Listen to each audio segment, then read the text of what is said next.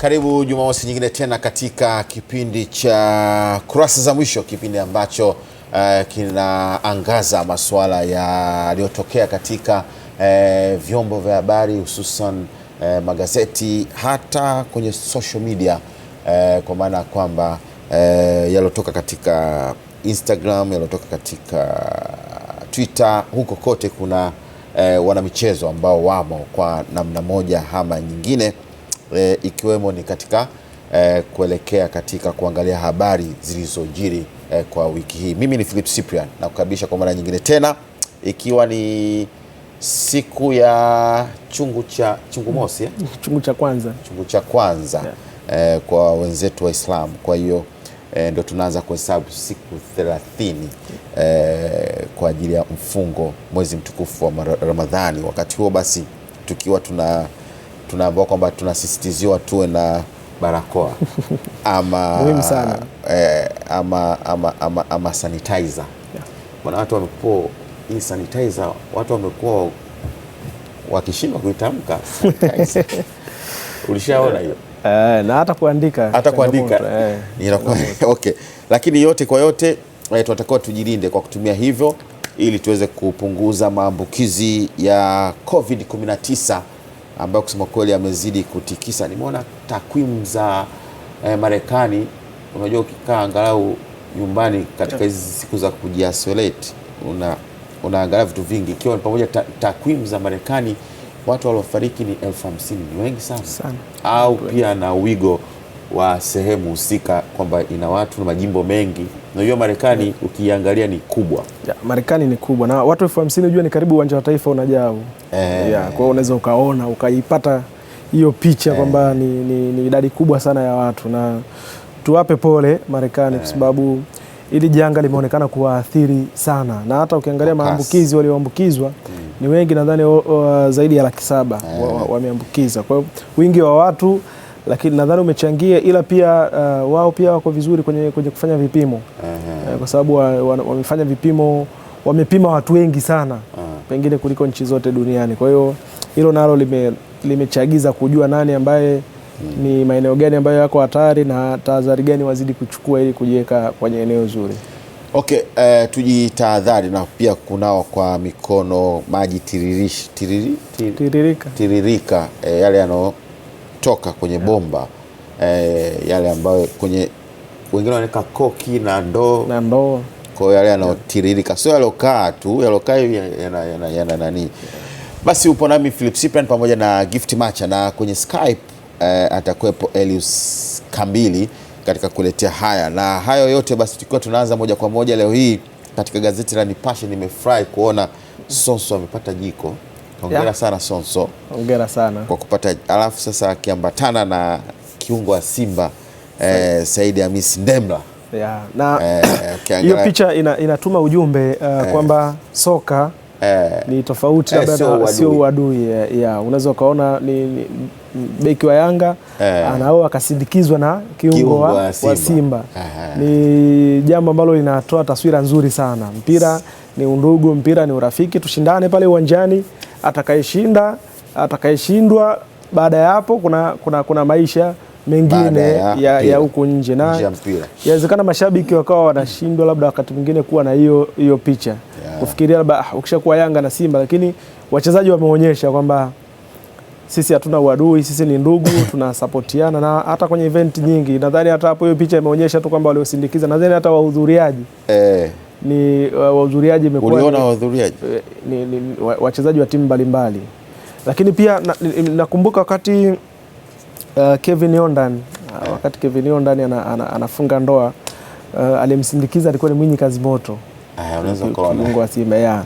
Kwa hiyo unaweza ukaona una msindikizaji, unamchagua swaiba wako ama mnaoelewana, swaiba wako mnaojuana mambo yetu.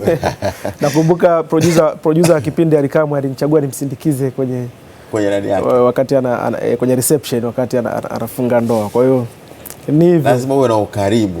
Uwezi ukamchukua tu mtu from nowhere au ukaletewa, hapana. Lazima kuwe na ukaribu wenyewe. Huo ni kwamba hata kukitetereka kule unaitwa wewe ambaye ni mshikaji. Lazima pale ufanye jambo. Okay. Elius Kambili yeye atakupo katika Skype kuzungumza na watu wa Skype, kwa hiyo usiofu. Na baadhi ya mada tu ni kwamba tumeshuhudia uongozi wa Azam FC ukiendelea na utaratibu wa kusajili wachezaji wao kabla hawajamaliza mkataba. Nafikiri hapa kuna somo ambalo tunaweza tukalipata. Tutazungumza na pamoja nami Gift pamoja na Elius ambaye yuko upande wa pili kule kuhusiana na hili. Alikadhalika tumeona gazeti la Mwana Sports wao wakitoa makala tofauti za wachezaji walioweza kuika hapa nchini, lakini hawana tena nafasi ya kwenda Ulaya, na katika hao basi mwandishi amemjumuisha Aish Manula akiwa ana miaka tayari 24, pia na umri ni kikwazo, pengine tutaweza kuliangalia hilo. Alikadhalika thamani ya Bakari Mwamnyeto, hii thamani yake ni sahihi au inatengenezwa na vyombo vya habari, ama inatengenezwa na wadau, ama inatengenezwa na vilabu vya Simba na Yanga. Alikadhalika tutaangalia pia mengineyo, tutaona kwenye magazeti hayo ambayo pia yanaweza kutujumuisha, na kama ambavyo umeweza kushuhudia tumeweza kuona pia kuna mchezaji kutoka Rwanda ameachana nao, tutaweza kuangalia baadaye hiyo wakati huo ambapo. Karibu sana Elius, tutazungumza nawe baadaye, lakini unazungumzaje kuhusiana na hiyo hayo masuala hayo ambayo nimeainisha ambayo yametokea katika wiki nzima na hizo vichwa vya habari? Pia kuna hii ya iliyotokea bungeni ya swala la mjadala wachezaji wa kigeni upunguzwe au waendelee kubaki wale. Naona ilikuwa ni mjadala sana, baadhi ya wabunge wamekuja na hoja kwamba hii idadi ni kubwa, wachezaji 10 wapunguzwe. Wengine wamekuja na hoja kwamba hata wakisajiliwa wengi basi tuwa limit kwenye kanuni wacheze wachache. Na kumekuwa na wanacheza 7 wanacheza wote 10. Wanaweza kucheza wote 10. Kwa kama tuseme kwa mfano klabu ikichukua inasema first 11 inaweza kawa wote ni wageni. Lakini mmoja akabaki akawa. Nadhani mara nyingi huwa ikienda sana namba kubwa huwa wanafika 8 kwa watatu wa kigeni kwenye mchezo mmoja. Lakini sasa kwa mfano kama TP Mazembe. TP Mazembe ukiangalia of course ile iko Congo DRC, ukiangalia inaweza ikawa wachezaji wake wote wa kigeni. Kuna wakati walikuwa na wachezaji 17. Kwa siku za karibuni sijafuatilia, lakini miaka miwili iliyopita walikuwa na wachezaji 17 wa kigeni. Kwa hiyo wanaweza wakaanza na wachezaji 18, mmoja tu ndo raia wa DRC. Nafikiri kuna haja kumtafuta mkurugenzi tuzungumze naye kidogo kuhusiana na hii kama ipo, na mkurugenzi wa soka wa mashindano tuweze kuzungumza naye, wao wanaipokea vipi na kwa nia gani hii ambayo ipo, alafu tutaweza kuzungumza zaidi. Nimeona pia makala hii ya Mwanaspoti hapa mafundi, lakini Ulaya kwao itabaki kwa story. Imeandikwa na Charles Abel. Ametaja baadhi ya wachezaji ambao wanafanya vizuri hapa au wamefanya vizuri, lakini uwezekano wao kwenda kucheza soka Ulaya umekuwa ni, nadhani hapa sehemu ya Manula ndo mjadala mkubwa umekuja hapo. Okay, Aish Manula kwenye kipengele hiki cha gazeti la Mwana Sports anashikilia rekodi ya kutoa tuzo ya kipa bora wa ligi kuu Tanzania bara mara 3 mfululizo, na msimu huu ana nafasi kubwa ya kutoa kwa mara 4, kwani hadi sasa kuna mechi 15 ambazo hakuruhusu bao. Akiwa na umri wa miaka 24 ameshadakia timu za Taifa Stars mechi mbalimbali za mashindano makubwa ikiwemo AFCON na michezo mingineyo. Kwa ndo mjadala ambao ulikopo ukijikita hapo.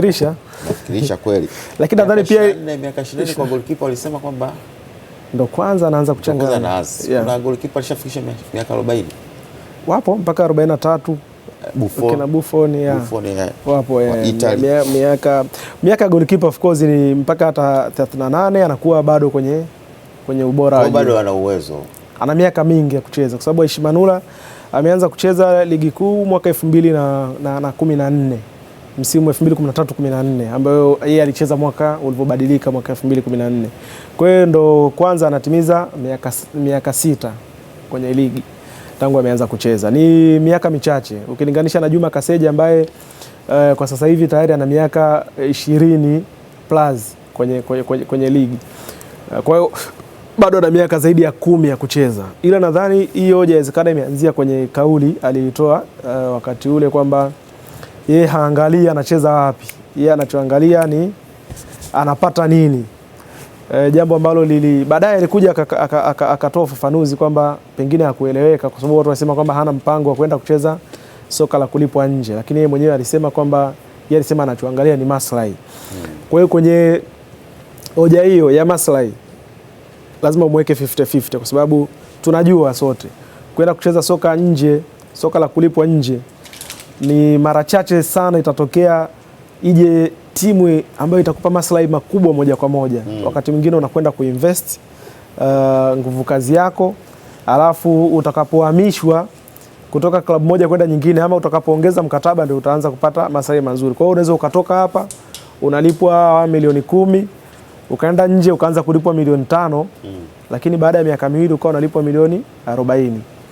Lakini hiyo ni investment ambayo lazima mtu aifanye. Kwa hiyo kama mtu anaangalia zaidi maslahi, nadhani ilikuwa ni 50-50, ila kwa uwezo, ukirudi kwa uwezo wake nadhani Manula anaweza kwenda kucheza soka la kulipwa nje. Uwezo anao na umri bado unamruhusu. Lakini umri ni wa passport au vyovyote vile? No, inaonekana sio mbali kwa sababu miaka 6 kwenye ligi, that means alianza kucheza akiwa na miaka 18. Na wakati ule anaanza kucheza alikuwa bado anaenda shule. Nakumbuka wakati ule akiwa Azam FC na Bryson Raphael walikuwa O level sekondari, wanakwenda shule. Sijui ilikuwa shule gani walikuwa wanakwenda shule, wanarudi wanakuja kucheza. Kwa hiyo unaweza ukaona alianza kucheza bado akiwa mdogo, na miaka 6 ina maana miaka 18 inawezekana. Okay. Haya, hiyo ikiwa ni mjadala ambao umetokana na gazeti la Mwanasport mara baada ya kuandika wachezaji tofauti. Wako wachezaji wengi katika gazeti la Mwanasport. Kwa hiyo unaweza ukafuatilia, unaweza ukamwona Kevin Yonda naye yupo, unaweza ukamwona Banda Ngazi kule, unaweza ukamwona hali kadhalika, unaweza yupo Kaseja, Erasto Nyon, pia wapo wengi hapa ambao Boko namuona. Kwa hiyo wamejaribu kudadavua na kuweza kuangalia hiyo jinsi ambavyo inaweza kuwa mjadala mkubwa katika masuala haya ya soka. Lakini pia nafikiri mjadala huu unaleta afya, kwa maana kwamba hata kwa wachezaji wenyewe kuweza kujitathmini katika dakika hizi za inawezekana za lala salama ama kufikia katika ile peak ya kumachua katika mpira wa miguu. Lakini pia kutu prove wrong, kutuonyesha kwamba pengine mtazamo tulionao au mtazamo aliyokuwa nao mwandishi ni tofauti na hicho ambacho wao wanaweza wakakifanya. Kwa hiyo nadhani ni makala nzuri. Makala nzuri na inatoa changamoto. Kwa sababu hapo target sio walioandikwa. Target ni kwa wengine.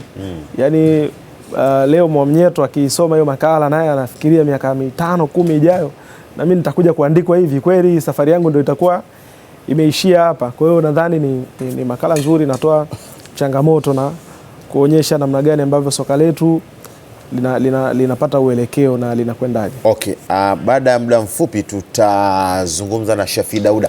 Shafi Dauda ni mdau katika masuala ya mpira wa miguu, mdau kwa asilimia zote. Tuweza kuzungumza kambili, yeye Elius anajiseti kwa ajili ya kuzungumza na kuzungumza na Shafi Dauda kupitia Skype. Shafi pia wana jinsi yao ya wachezaji ile ya Shadaka Sports, wanamiliki wachezaji. Ni mdau mkubwa sana katika hili. Kambili, habari za asubuhi? Safi tu, mambo vipi? Za mkoa wa Morogoro? Hapana, ni Pwani, Mapinga. Mji mdogo wa Pwani. Unaelekea karibu na Morogoro? Hapana, Morogoro ni mbali sana kwa njia ya Kibaha. Pale ni karibu kidogo na Bagamoyo. Aha. Karibu sana. Tumerejea tena, tupo katika kurasa za mwisho na katika Skype yupo Shafi Dauda, unaweza kuendelea naye wakati huu ambapo tukiwa tunazungumzia masuala ya hadhi ya wachezaji pamoja na uelekeo wa wachezaji wengi kuwa katika umri wa kumachua ama kuelekea kustaafu. Ya, ni kweli kabisa. Shafii, habari za asubuhi bwana. Nzuri kaka, zapo studio. Safi tu bwana. Kama ulivyosikia mjadala wetu leo hii ni kwamba tuna vitu kama vitatu hivi, lakini cha kwanza kabisa ni kuhusu hili swala ambalo sasa hivi limetinga mpaka bungeni, idadi ya wachezaji wa kigeni katika klabu zetu. Wabunge na baadhi ya wadau wa michezo wanasema kwamba kwa sasa hivi tuna idadi ya wachezaji 10. Sasa hawa 10 inaonekana wanazuia baadhi ya vipaji vyetu kutoonekana vizuri. Sasa mjadala kidogo umekuwa mkubwa. Wewe ni mchambuzi wa masuala haya ya soka, labda maoni yako wewe yanalala katika upande upi? Ni mjadala mzuri ambao umechukua siku 2-3 na una maeneo mapana ya kuangalia. Hoja ilikuwa ni idadi kubwa ya wachezaji wa kigeni wanaotakiwa kucheza kwenye ligi kuu yetu. Na idadi inatokana nini? Idadi inatokana na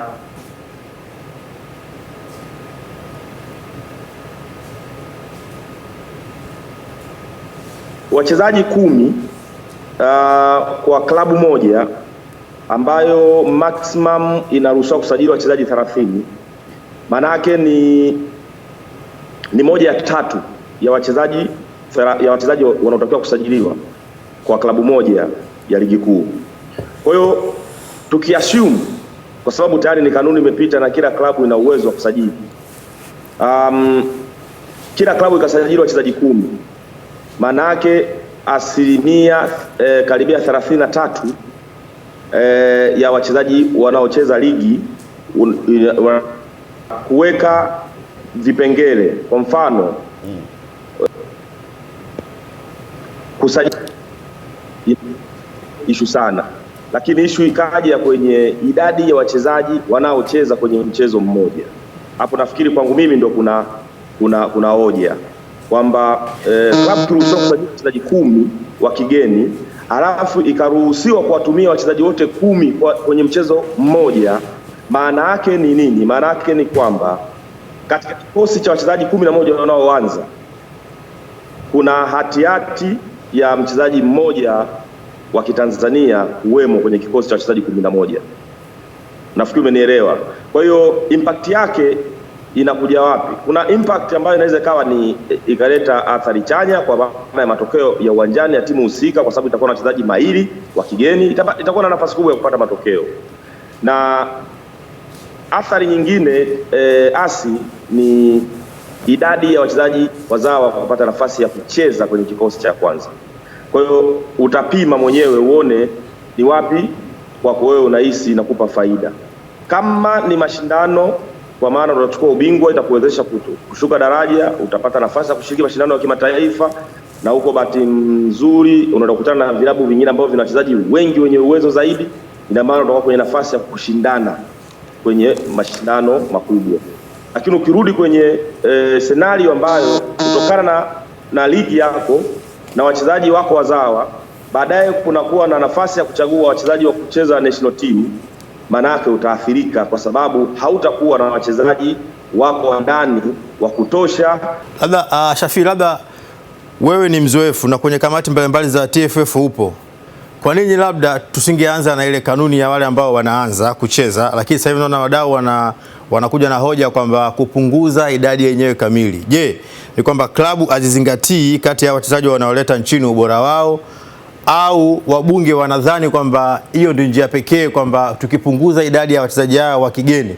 Lakini pia ukitazama katika ligi yetu ni klabu zisizozidi 5 ambazo zina uwezo wa kuwalipa wachezaji na kuwatumia. Wewe unasimamia katika lipi sasa katika hili?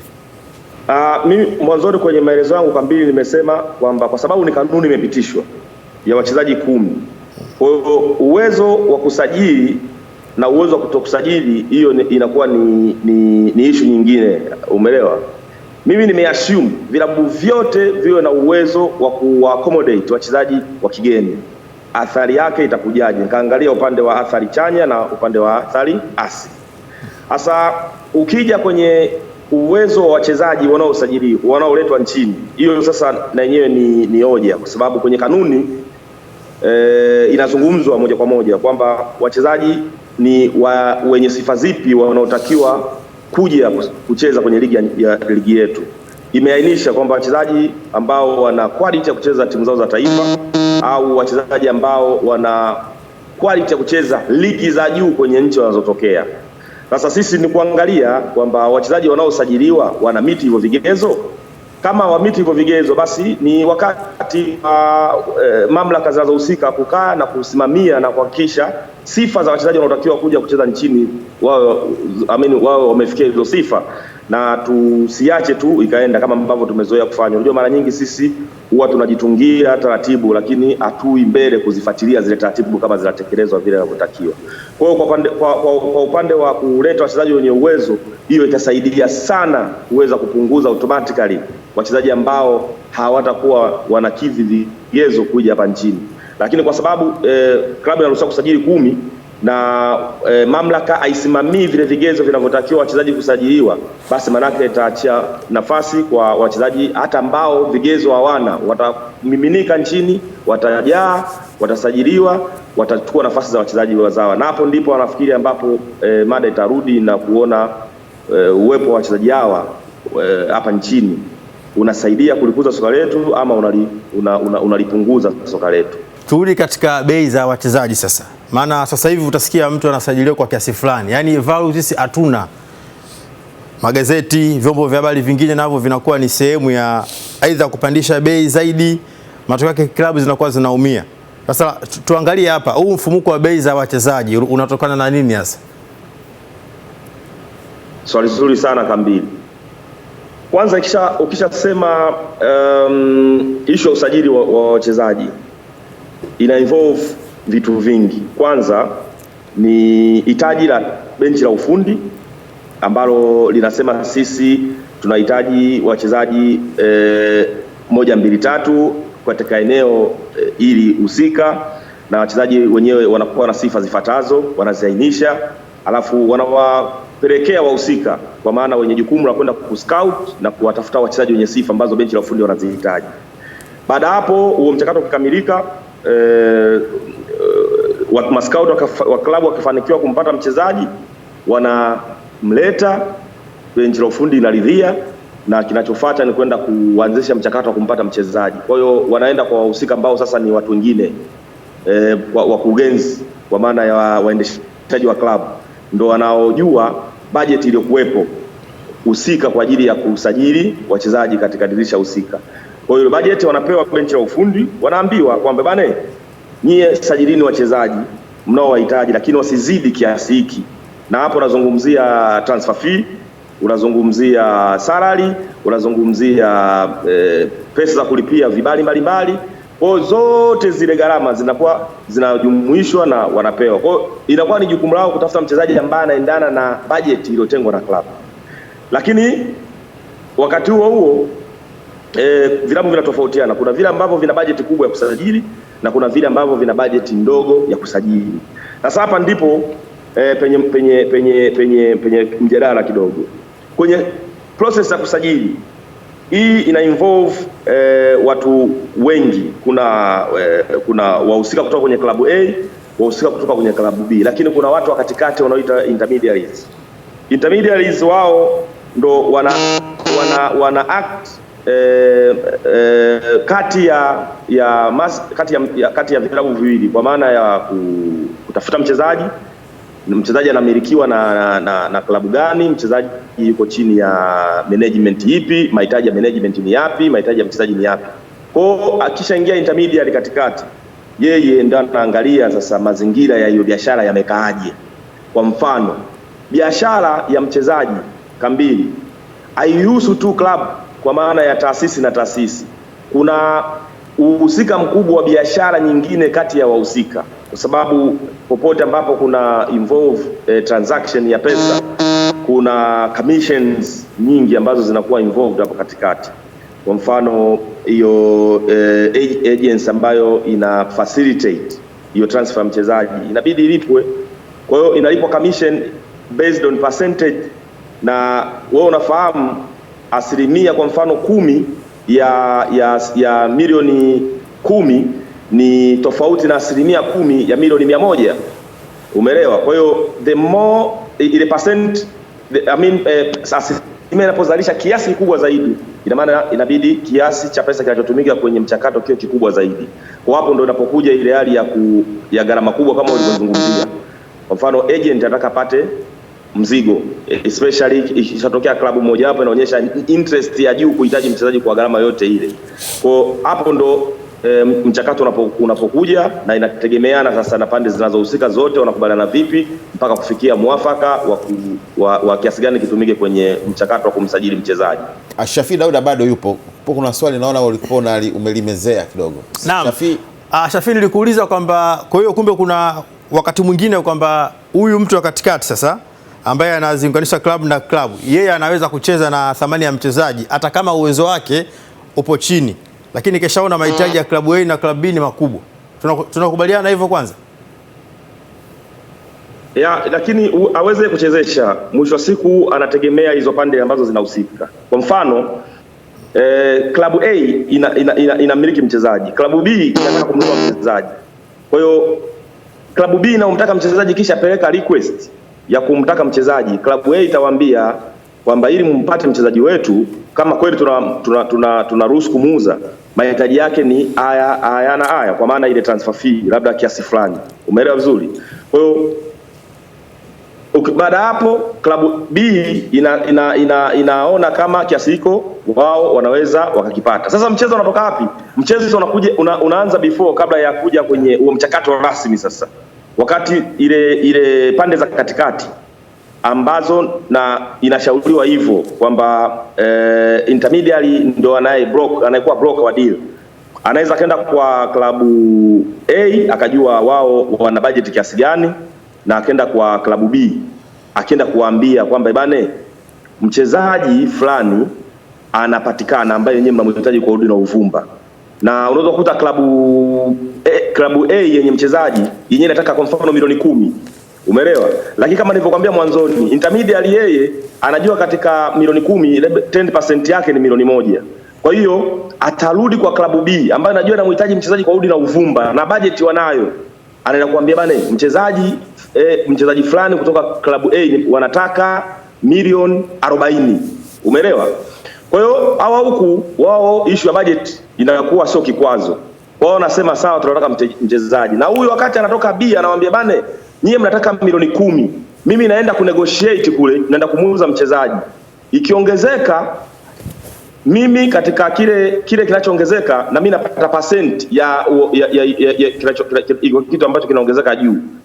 Katika hali hii ni biashara, hata ungekuwa niweka 2, watu watasema sawa, sisi chetu ni milioni 10, lakini ukiweza kupeleka mpaka milioni 30, maybe ile inayoongezeka 20, utachukua 40% ya hiyo kinachoongezeka nje ya 10% standard ile ambayo wewe unatakiwa uchukue kama broker wa deal.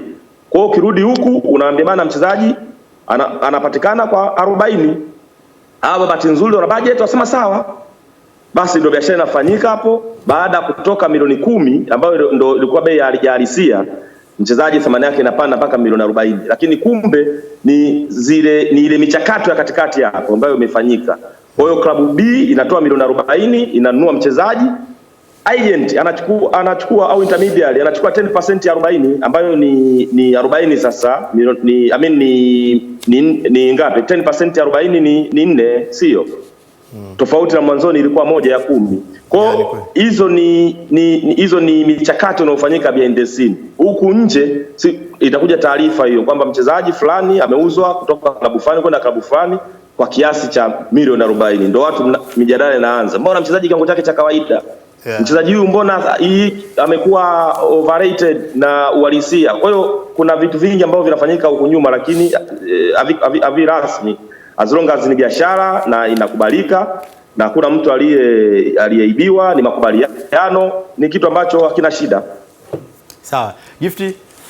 Ya Shafii, mimi nataka kufahamu namna gani ambavyo mawakala wanashirikiana na vyombo vya habari kwenye ili swala la kupandisha thamani na kunani dili zao, kukamilisha dili za usajili. Okay. kuna mahusiano ya karibu mno. Unajua mchakato wa mchezaji kusajiliwa inakuwa ni process ambayo inaanzia sana ndani.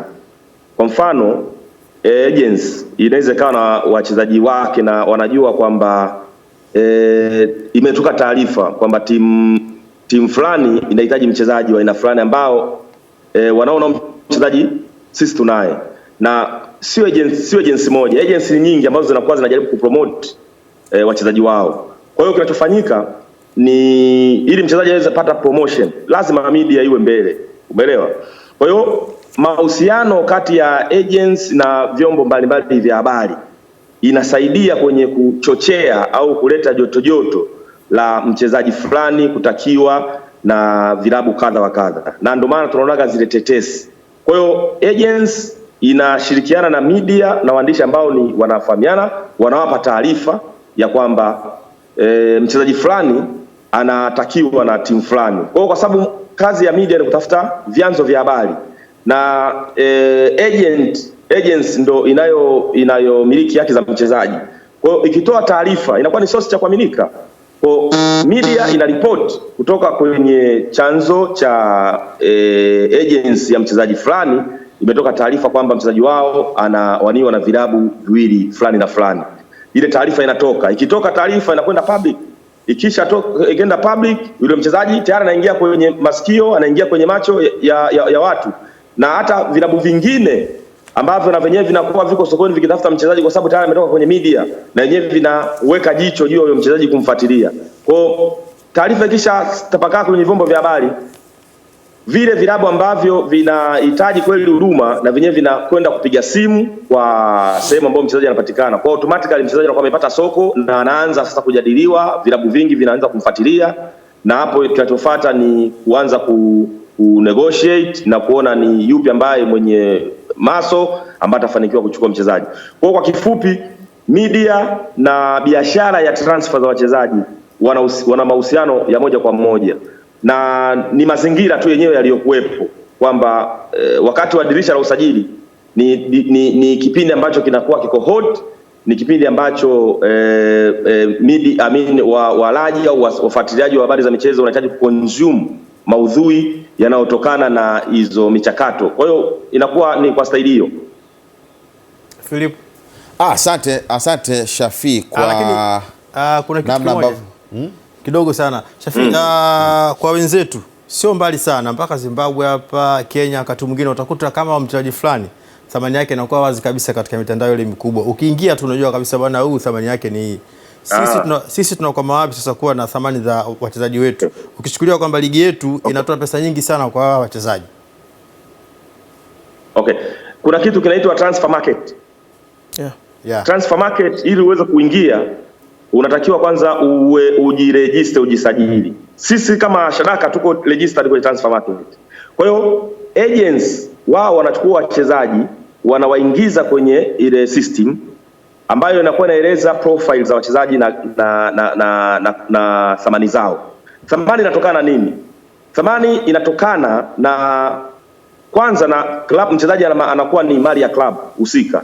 Club ndio inaweka thamani ya mchezaji. Kwa hiyo inakuwa inajulikana kwenye mikataba ya wachezaji kwamba iwapo itatokea club inahitaji kukuchukua, sisi tutakuwa tayari kukuachia kwa kiasi fulani cha pesa. Kwa hiyo hiyo ndio inakuwa ndo transfer market value ambayo inakuwa tayari imewekwa kwa ajili ya mchezaji.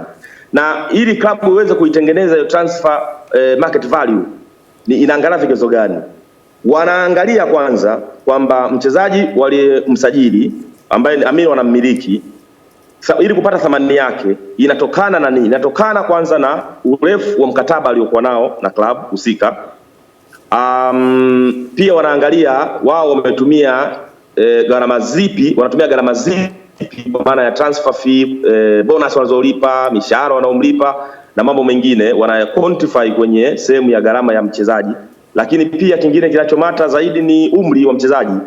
Kwa hiyo mchezaji akiwa na umri mdogo ambao ni soko lina uhitaji kwa kiasi kikubwa, thamani yake inaongezeka.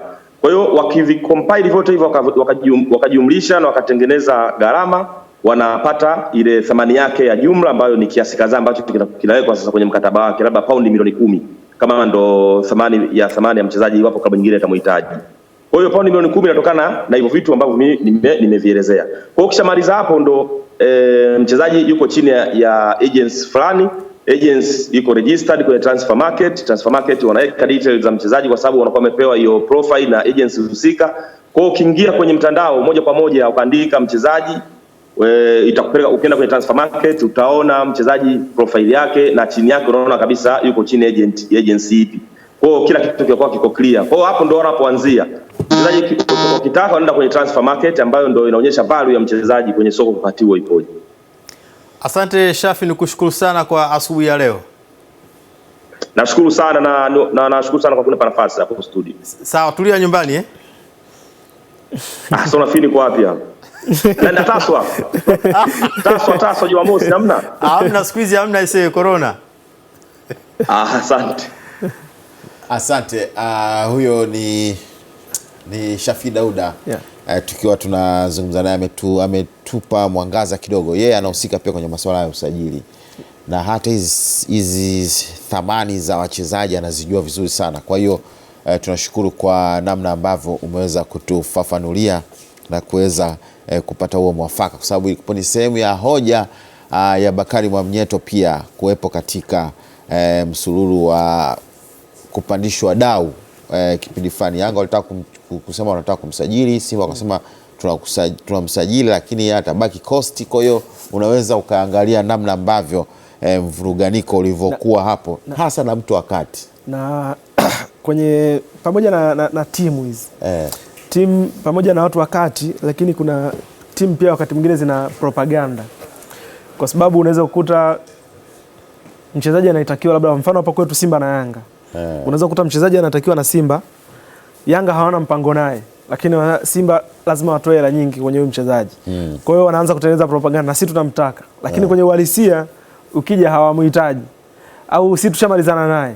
Kwa hiyo dili inaenda unajikuta thamani ya mchezaji kama alikuwa sajiliwa kwa milioni 10 unakuta amesajiliwa hata kwa milioni 30, lakini kwa sababu tu ya kuanza kuhusishwa na hao wanamtaka. Kwa hiyo mkija mezani anambia wenzetu wametoa 90.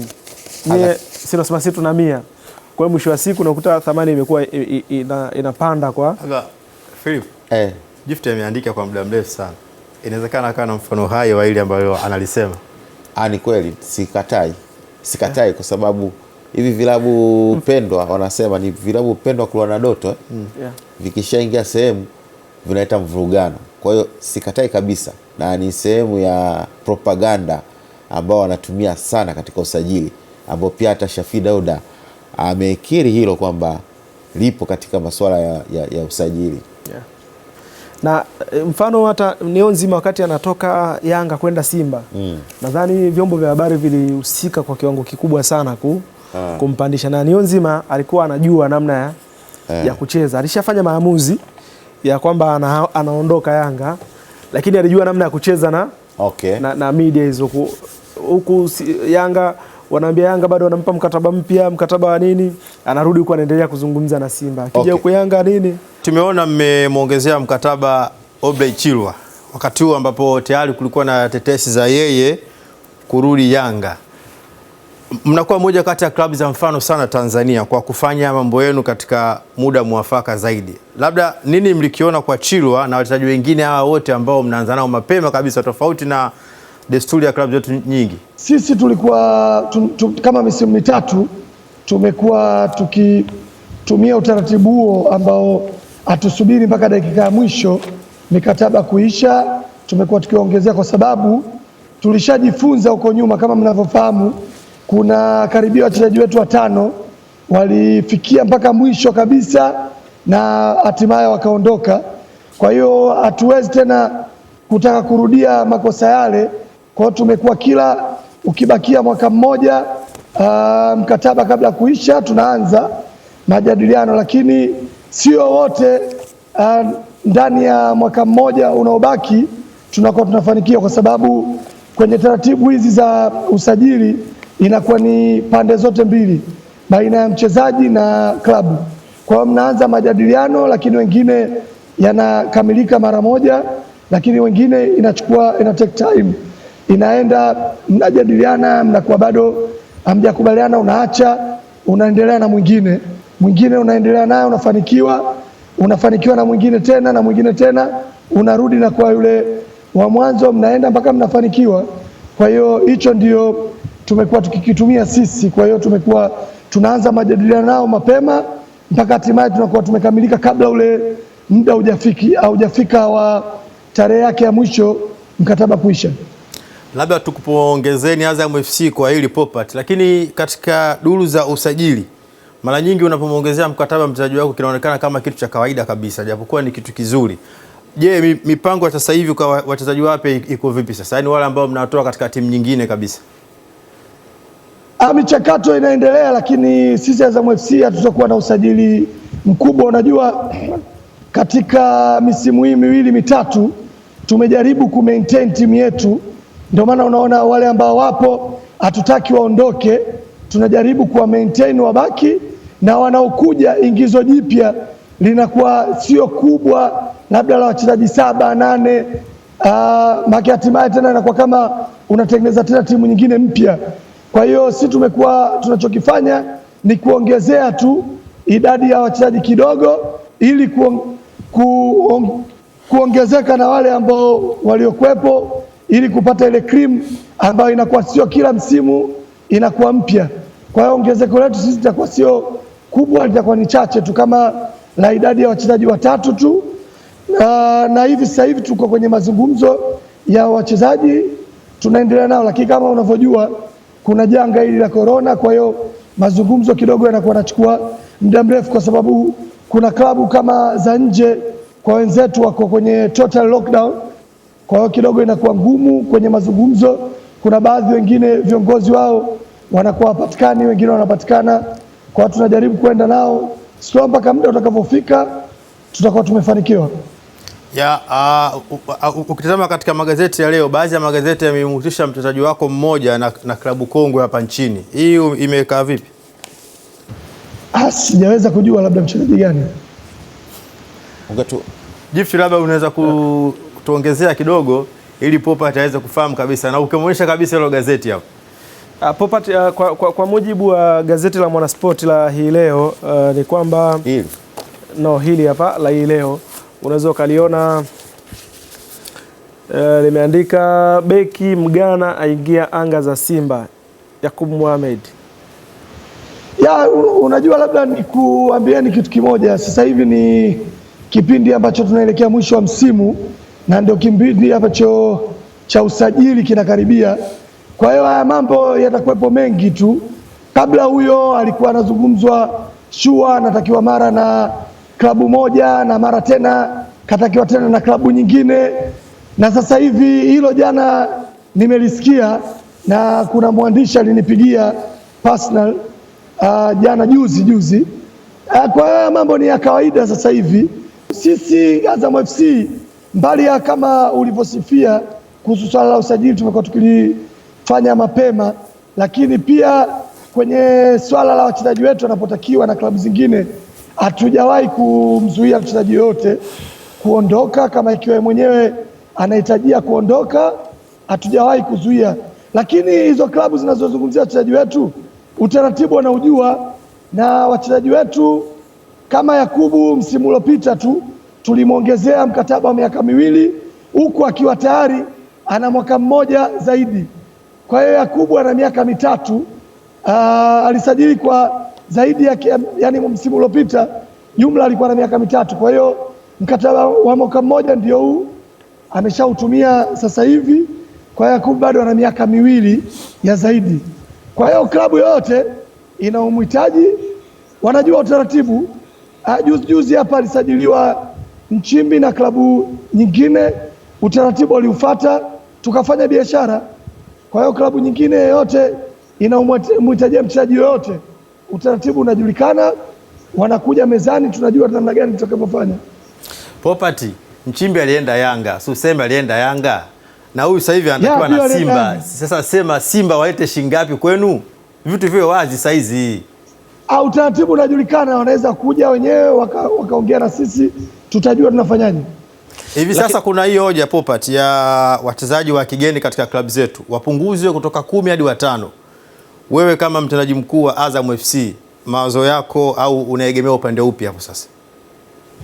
Kwangu kidogo ngumu, kwa sababu itaathiri klabu hizi ambazo zina wachezaji wengi wa kigeni, ikiwa kama inatakiwa kwa msimu ujao. Lakini kama wakisema tuanze kujiandaa kwa misimu mingine inayokuja, it's fine, tunaweza kuanza kujiandaa. Lakini wakisema recently kwa msimu ujao, itaathiri klabu hizo zenye wachezaji wengi wa kigeni, hata kwa sisi wenyewe, kwa sababu sisi tuna wachezaji wao wa kigeni wengi tayari wana mikataba ya misimu mitatu miwili. Kwa hiyo tukiambiwa kwa msimu ujao itatuathiri. Wakati huu wa tetesi za usajili, magazeti namna ambavyo yanaripoti ya habari za Azam FC, wanawatendea haki? Watutendee haki, kwa sababu wao, si tunavyoongezeaga wachezaji mikataba, wanajua kabisa mchezaji ana mkataba, lakini wanaenda kutuhusisha na klabu nyingine.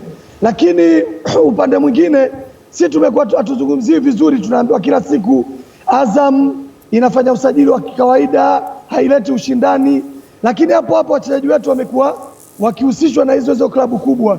Kwa hiyo hii inatuonyesha kuwa sisi tuna kikosi bora, tuna wachezaji wazuri. Kiupande mwingine wenyewe wanaanza kujisuta, kwa sababu wanatuandika kuwa hatuna kikosi bora kulingana na klabu zingine, lakini juu yake hao wachezaji wetu wamekuwa wakitakiwa na klabu kubwa. Labda Popat, kwa kumalizia, vipi kuhusiana na Donald Ngoma? Yeye ndio hivyo tena? Ngoma bado ni mchezaji wetu. Nimekuwa nikijibu swali hili karibia wiki nzima. Bado ni mchezaji wetu na mkataba wake haujakwisha, na kama tunavyojua tumesimama tu kwa janga hili la corona, lakini pia hapa ilikuwa ligi isimame kwa sababu ya CHAN, lakini ingekuwa sio hii corona, ina maana wachezaji sasa hizo wangekuwa washarudi na ingekuwa wanaendelea na program zao za mazoezi. Kwa hiyo Ngoma bado ni mchezaji wetu, ila tujajua tu kuhusu maongezi naye, kwa sababu makocha wetu na hasa kocha wetu mkuu hayupo sasa hivi. Ngoma mwenyewe hayupo. Kwa Chirwa tumeweza kulimaliza kwa sababu Chirwa alikuwepo hapa nyumbani. Kwa hiyo niliweke kwa Ngoma bado ni mchezaji wetu mpaka mwisho wa msimu. Mkataba wake ndio utakuwa unaelekea kuisha. Sasa Popat, simumpigie simu. Mna mpango wa kuendelea naye? Tunamsubiria kocha ndio atatupa tathmini yake. Lakini kocha si asha recommend, ndio maana mmeanza na Chirwa au ameanza na mmoja? Haja recommend chochote bado. Asante Popat. Tukushukuru sana ndugu yetu. Tuko pamoja. Leo chungu cha kwanza Popat leo. Haya basi, tumepata kwa ujumla kuhusiana na usajili wa Azam katika moja ya mada ambazo tumekuwa tukizainisha kwamba ilikuwa huko. Sijui kwa Yanga nawe ilitia makambo vipi? Amezungumzia ishu ya kuongeza mikataba mapema, kupunguza ile uwezekano wa wachezaji kuondoka. Alitoa mfano wa ilivyotokea kwa kina Boko na kina Ishimanula. Nakumbuka wakati ule Azam walipata tabu sana mwishoni baada ya Boko Manula kusaini Simba. Walikuwa wanapambana na Kapombe. Nadhani alionekana kwamba naye alikuwa safari ilikuwa imewaka, lakini walitamani bado aendelee kubaki. Mwishoni walipata shida sana kwa sababu Kapombe wakati anawaacha mezani anakwenda kusaini Simba. Walimlaumu na mengi, lakini mwisho wa siku inarudi pale kwamba huyu alikuwa ni mchezaji wenu, mmekaa naye, mmeishi naye siku zote, kwa nini mje muanze kuhangaika na Simba? Mnakuja kumgombania kama mchezaji ambaye ametoka sehemu nyingine. Kwa hiyo baadaye aliwaacha akaenda Simba.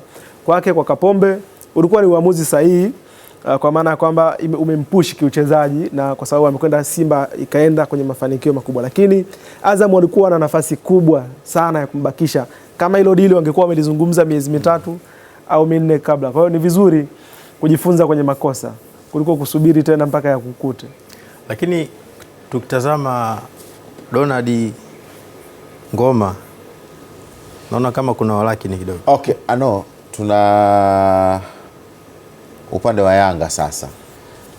Dominic ambaye anahusika na masuala ya usajili kwenye line. Dominic, habari za wakati huu? Salama kabisa, habari za hapo studio? Salama tu. Unazungumza na uko katika kipindi cha kurasa za mwisho Dominic, na tunataka kufahamu tu namna ambavyo kwa sasa hivi timu ya Yanga ilivyo na wachezaji wake katika kuelekea kupambana na ugonjwa huu wa COVID-19. Kwanza tuanzie hapo. Asante sana. Kwa kweli klabu yangu ya Yanga iko vizuri, tunaendelea vizuri kama kawaida. Mwalimu hapa program kila mchezaji ya kufanya atakapokuwa huko nyumbani, huko akiendelea kujikinga na ugonjwa wa corona. Okay, wewe uko katika masuala ya usajili kwa kiwango kikubwa sana, unafahamu usajili ulivyo, na kipindi hiki kama sio COVID basi 19 basi tungekuwa tuko katika masuala ya kwanza kuania. Vipi kuhusiana na Juko Mulshid? Kuhusiana na Juko Mulshid, mimi mwenyewe nimeshangaa sana jana ama juzi kuona kuna chombo kimoja cha habari kimemwandika Juko Mulshid. Binafsi nilishangaa kwa sababu hatujamtafuta, lakini pia sijui taarifa wanazipata wapi, kwa sababu ni kipindi ambacho mchezo umesimama. Basi naamini vyombo vingi vya habari vinajaribu kupekua na kuandika habari ambazo wakati mwingine hata zinakuwa sio sahihi. Pengine inawezekana ndo za usajili. Naam? Pengine inawezekana ndo tetesi za usajili. Inawezekana ndo tetesi za usajili. Sasa kama ni tetesi huwa ni nyingi sana, lakini uhalisia huwa unakuja kusemwa na wahusika muda mwafaka unapofika. Vipi kuhusiana na Bakari Mwamnyeto? Bakari Mwamnyeto ni mchezaji wa Coastal Union. Ndio. Tumeambiwa kwamba mnataraji kumshusha mmoja wa wachezaji anaitwa Ibrahim Ame. Sijui kama una taarifa naye hizo Dominic? Brother, labda nikwambie tu kitu. Naam. Sasa hivi ukitaka kuangalia vyombo vya habari ya sasa, magazeti, Yanga tumeshahusishwa na wachezaji wasiopungua 25 mpaka 30. Miongoni mwao ni hawa. Kila siku wanamtaja huyu. Sasa sijui wanapata wapi taarifa wakati hata usajili wenyewe bado hatujaanza. Haya, wakati hayo tulikuwa tunazungumza, labda katika hao wachezaji 25 Eritie Makambo naye ni miongoni wanatajwa. Vyombo vya habari vinamwandika ndio. Okay.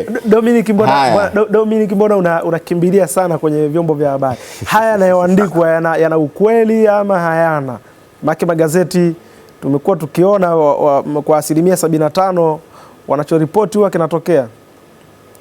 Labda tu nikwambie kwamba haya yanaandikwa sasa hivi hayana ukweli, kwa sababu kwanza muda usajili bado, lakini pia vyanzo sahihi vya kutoa habari bado havijatoa hizo habari. Sasa habari kama mambo hayajatoka au wakati haujafika alafu mtu akaandika, manake sasa hivi zinabaki kuwa tetesi. Labda Dominic, labda tuende kwa umesema muda wa usajili ni bado na vyombo vinaandika vile. Wewe ndio upo katika hiyo kazi sasa. Sasa ndio utuambie mipango yenu sasa hivi iko vipi sasa? Labda tu niwaambie wanayanga kwamba tuna mpango wa kutengeneza timu kabambe msimu ujao. Kwa hiyo wanayanga wajiandae, muda mwafaka watakapofika watajua ni nani ambao mwalimu amewapendekeza waingie katika timu yake. Sasa wanayanga wana shauku sasa kujua nani na nani, kama hivyo Makambo ambaye waliishi naye vizuri akawaletea heshima. Wanatamani sasa hivi kusikia sasa klabu ya Yanga na Makambo mambo yapo vipi, kama haina mpango naye au atakuja. Pale ambapo TFF watasema sasa usajili umefunguliwa, tutaanza kuwatajia ni nani na nani ambao tunawasajili na wataingia katika timu yetu. Kwa hiyo utasubiri, mambo mazuri hayataki haraka. Okay, Dominic, sasa kuna hoja ya msingi ambayo tumekuwa tukijaribu kuiangaza hasa katika suala la usajili. hili tukisema kwamba kumekuwa niweze kusema vipi, kumekuwa na kucheleweshwa kwa kuwasainisha wachezaji wanaomaliza mikataba hasa katika klabu kubwa hizi za hapa nchini, lakini Azam wakaonyesha mfano kusajili na kumalizana na mchezaji mapema kuliko katika dakika za mwisho kuanza kugombania na hatimaye mchezaji kuwa anapewa kiwango kikubwa cha fedha ambacho kusema ukweli akihusiani na kiwango chake kilivyo. Wewe unaonaje hili la uboreshaji wa kuwasainisha wachezaji katika wakati mwafaka ili kutoruhusu mazungumzo ambayo yamekuwa yakichonganisha kati ya vilabu na vilabu? Brother, lazima uelewe kwamba mchezaji yupo kazini na ile ni ajira kwake. Kwa wakati mwingine hilo tatizo linaweza likapelekewa na mchezaji mwenyewe ama klabu. Kwa mfano, kwa Tanzania yetu mchezaji anafahamu kabisa kwamba mkataba wake ukiisha, kama akafanya vizuri thamani yake inapanda.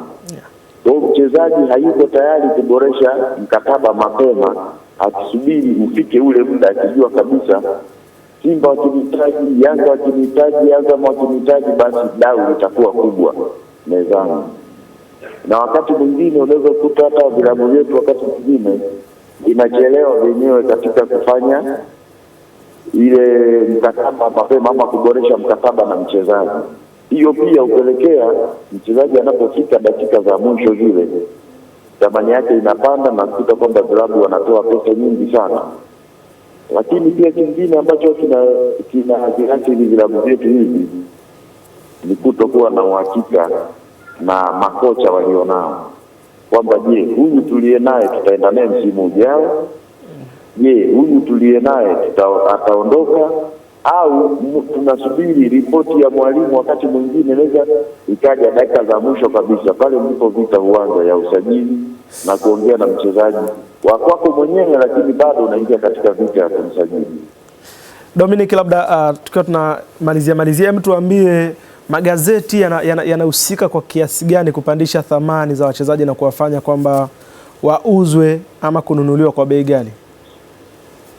Kama kawaida magazeti na mawakala na wachezaji wenyewe kuna mchezo wakati mwingine wanaofanya kupitia magazeti, kwa sababu ukimpata mchezaji anakuambia kwamba klabu fulani inanihitaji, na kweli ukikaa kidogo unaona ile pressure katika magazeti na vyombo vya habari, wewe unaingia mkenge na kujua kwamba anachosema ni kweli, lakini kumbe unakuta sio sahihi na thamani ya mchezaji inapanda zaidi.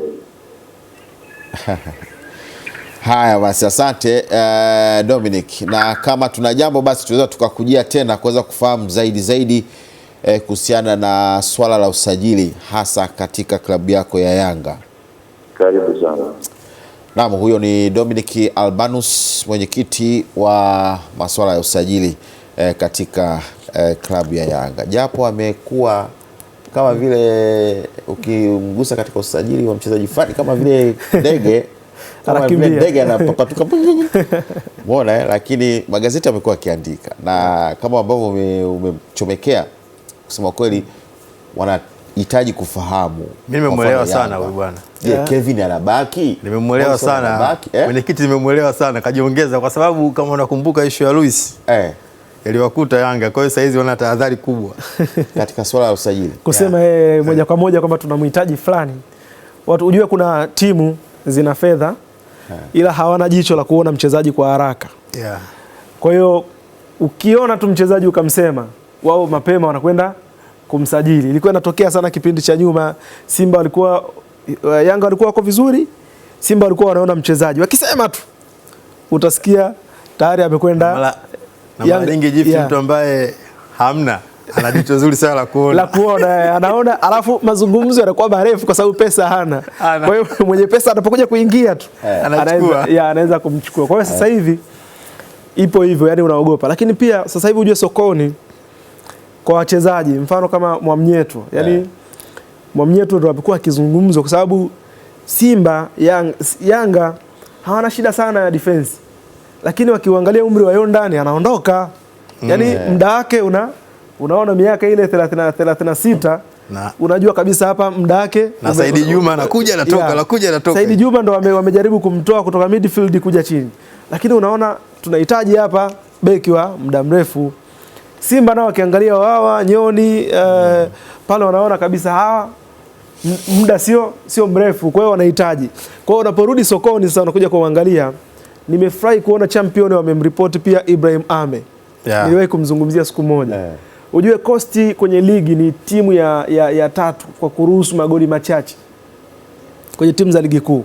Watu wengi hawajalijua hilo. Ni timu ya tatu. Simba ni ya kwanza, afu kuna timu ya pili, afu ni Coast. Na kipa wao yule ni mzuri. Coast safu yao ya ulinzi. Umeona? Ibrahim Ame na Mwamnyeto ndo wako kwenye safu ya ulinzi wa kati. Alafu kuna kipa wao yule Sudi Dondola na mabeki wao wa pembeni kina Hansi Masudi na Kibairo. Hao wote anazungumzwa mtu mmoja. Haiwezekani. Yani haiwezekani kwamba hii timu imefanya vizuri kwenye safu ya ulinzi, anayefanya vizuri ni Mwamnyeto peke yake. Si kweli. Yani sio kweli. Lakini Mwamnyeto alichofanikiwa, yeye ameweza kupata nafasi national team. Hao wengine wanne bado hawajapata. Kwa hiyo amesogea hatua moja mbele. Lakini hata wengine lazima tuone mchango wao. Kwa hiyo nimeona champion ameripoti hapo Ibrahim Ame naye anahusishwa na Yanga. Nadhani ni jambo zuri sana wamefanya kuweza kung'amua pia kuna wachezaji gani wengine wazuri ambao wapo. Okay, huyo akiwa ni Ame ambaye ametamkwa, lakini pia kuna wachezaji wengi wamezidi kuripotiwa hapa, mfano Humudi pia naye bado nasikia kigumizi, lakini ndivyo hivyo. Halikadhalika kuna swala la Medi Kagere pia. Medi Kagere naye akiwa amebakiza mwaka, aliongeza msimu uliopita. Sina uhakika ni imebaki muda gani, lakini naye kaingia katika sekeseke la mazungumzo baada ya habari. Kwa hiyo anazungumzwa kwamba nakumbuka vilabu vingi vinamwania kama 4 zilizopita hivi lile la Popat watu wakuletee hela na Popat akasema lile swala la Nchimbi kwamba Yanga wameleta ofa, kwa hiyo wakampata Nchimbi. Na je, Kagere na Simba ni kama vile ni swala la usajili Kambili? Nimeona hapo bwana Abdul Halim Humudi naye pia anarushwa na Yanga, sio? Yanga. Lakini kipindi kile tulisema kwamba alikuwa anatumika kama mbadala wa Papi Shishimbi, sio? Shishimbi amesha saini Yanga. Kwa hiyo tunafanyaje hapo sasa? Atakuepo tu kwenye rada. Kwenye rada za Yanga, sio? Tunafanya manuva kama kocha ya kuweza kuongeza upana. Uwigo kama Simba wanavyosema kwamba nini? Ukubwa wa kikosi. Jambo jema. Ujue ogopa sana unapokuhusishwa kama mbadala. Bora uhusishwe kuongeza nguvu. Kabisa. Ndio nilikuwa nakuja huko kwa mbadala nafasi yake akirudi. Kipindi kile wakati inaandikwa ya Humudi alikuwa anaonekana kama mbadala. Sawa, tukachukua jezi zile wakati kabadilishana na Shishimbi mwenyewe, tukachukua hivi kauli yake ya Zanzibar na hivi. Sasa hii ndio shida. Sasa kwa mfano Simba nao walikuwa wanamhitaji kipindi kile. Alafu tayari saa hizi yeye alishajiengage na Yanga, alafu Yanga ishakuwa hivi. Sasa Simba unajua kwenye cabinet pale. Bwana huyu vipi? Hiyo ndio shida yetu sasa. Pengine assessment yake aliyoifanya aliona hana chance ya kurejea tena Simba kwa sababu yashacheza Simba na anajua mahusiano yake na Simba. Ndio tutabaki pale kwamba kuna baadhi ya vitu inabidi kuwa na ukomo wa kuzungumza. Yaani usiende mbali zaidi. Labda tutazungumza pia na kina Lastek, mwandishi wa habari, kuweza kufahamu kwa nini wimbi la usajili limeshika hatamu katika wiki hizi, na pia hata Faustin watujibu pia swali. Umsikia Dominic Albanus alichosema kwamba tangu kuanza kusimama kwa ligi yani ujue ndo zilivyoanza tetesi za usajili, Yanga wameshahusishwa na wachezaji karibu 25.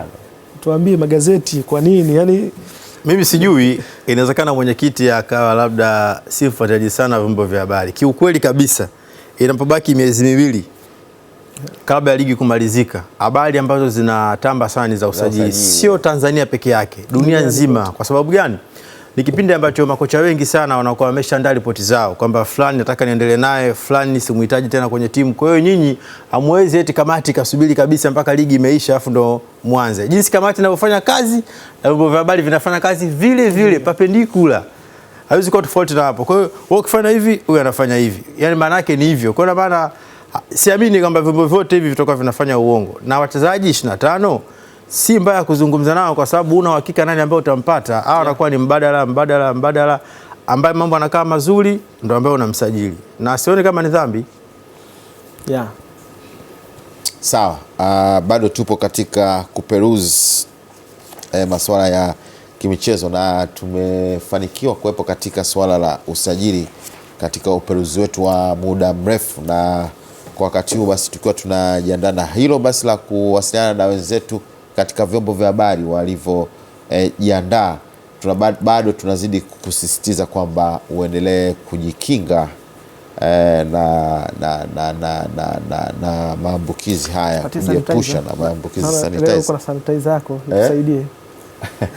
Kusaidia kidogo. Bwana Philip leo kaja na sanitizer. Usimalize.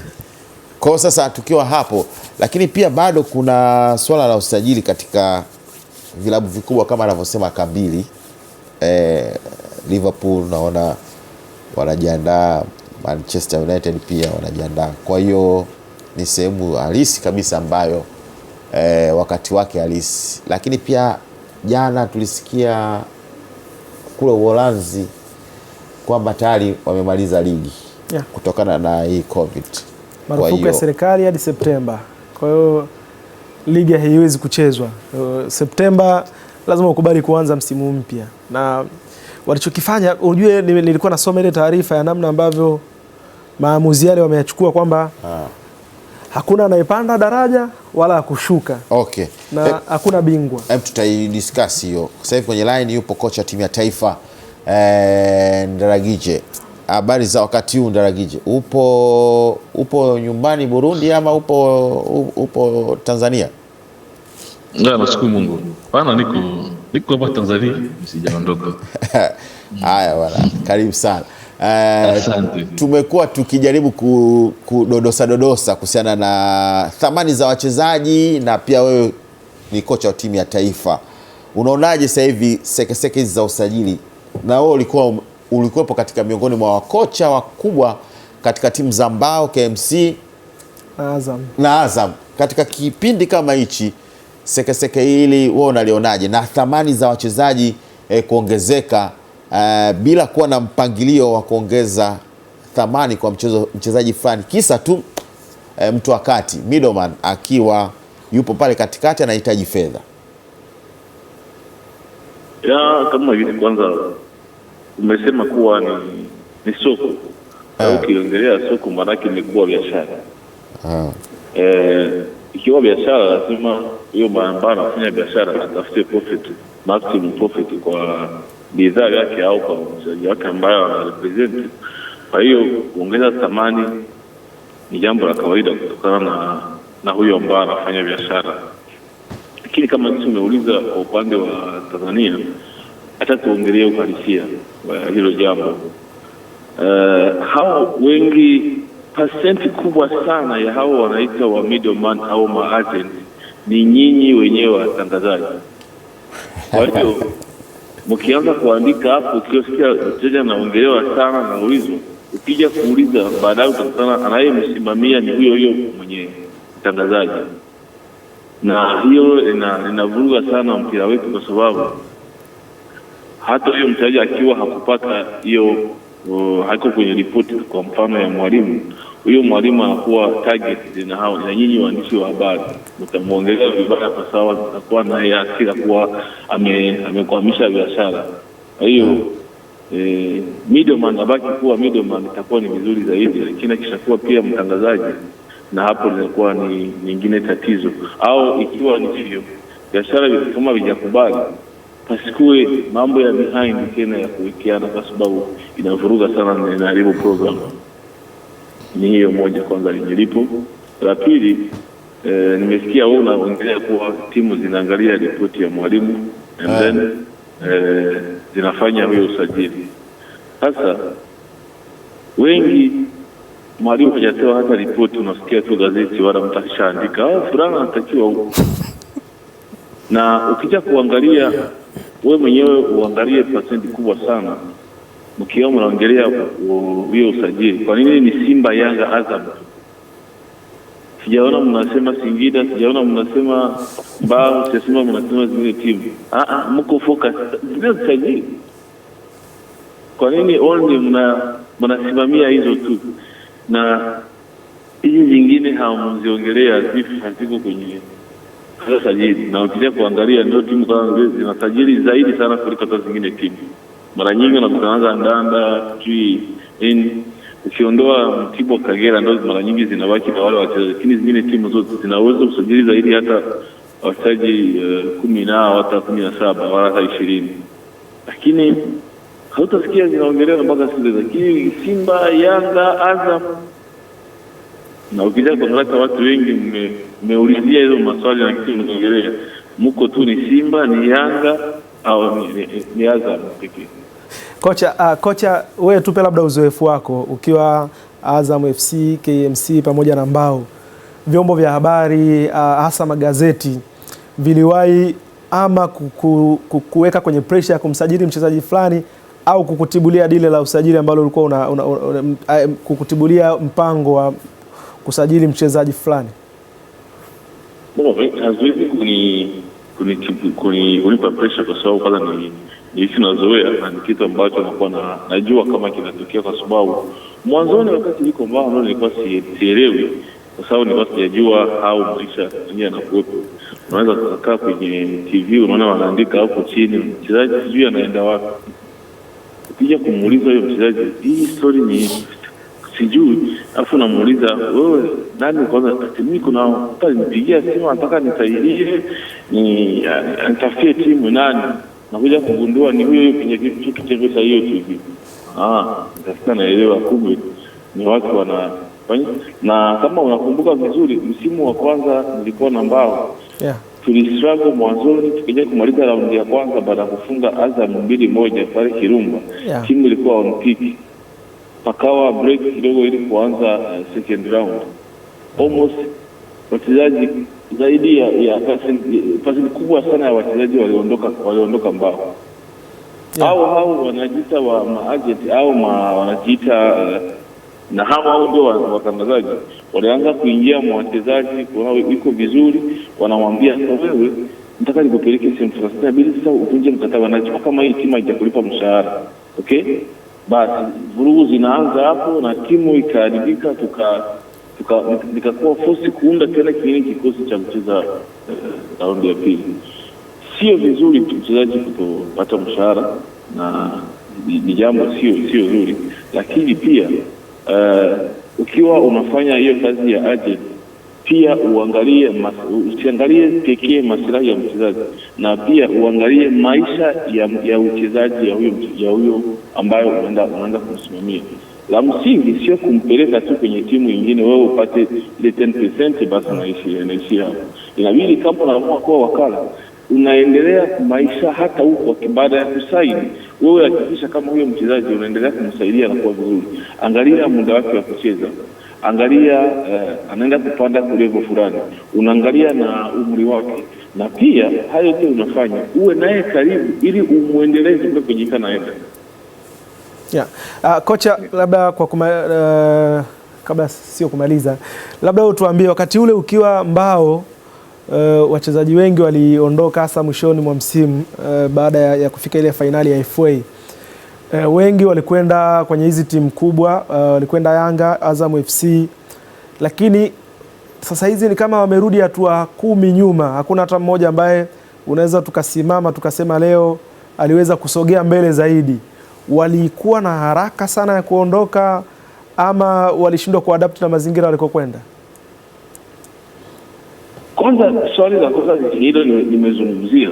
Ikiwa wewe unamsimamia mchezaji kabla kumpeleka, kwa mfano nataka nimpeleke Azam FC mchezaji, mimi napasha kuangalia kwanza huko kwenye anaenda wanatumia mfumo gani, atakuwa sawa. nisiangalie pekee hela talipo Azam. Azam ni timu nzuri na infrastructure nzuri na inalipa kwa wakati, wanavaa vizuri, ni timu kubwa. Yes, kila mtu anayo target, lakini huyo mchezaji anataka kupeleka huko, kweli ninaweza kufuatilia kuona kama maendeleo yake atakuwa sawa? Hiyo ni moja.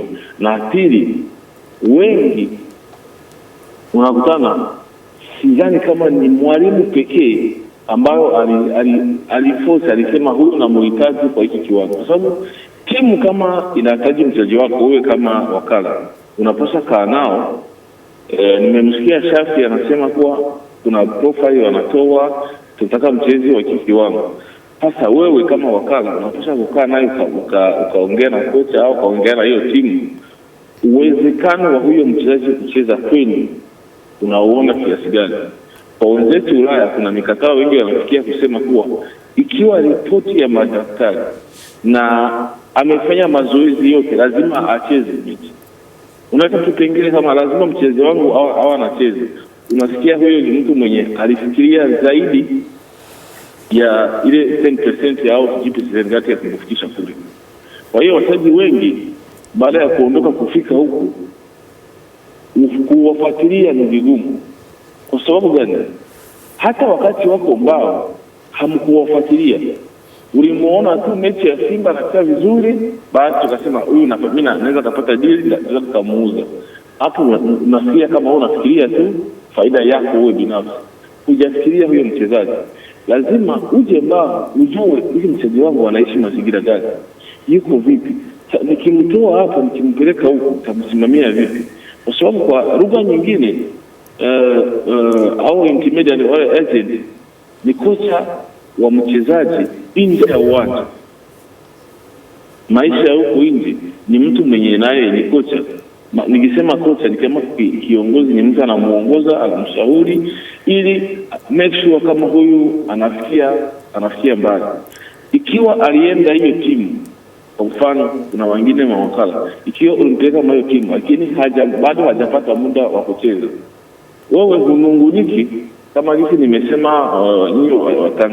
Wale mawakala watangazaji ni kukimbia kwa vyombo vya habari kuanza kumshuti kocha hampangi mchezaji wako. Hapana, wewe ulipasha kuwa naye karibu, muencourage na uende zaidi ya hapo. Wengine wanalipia huyo mchezaji kwenye physical trainer huko wa nje, anaendeleza kumfanyisha mazoezi ili kumweka sawa mpaka siku atapata nafasi ya prove.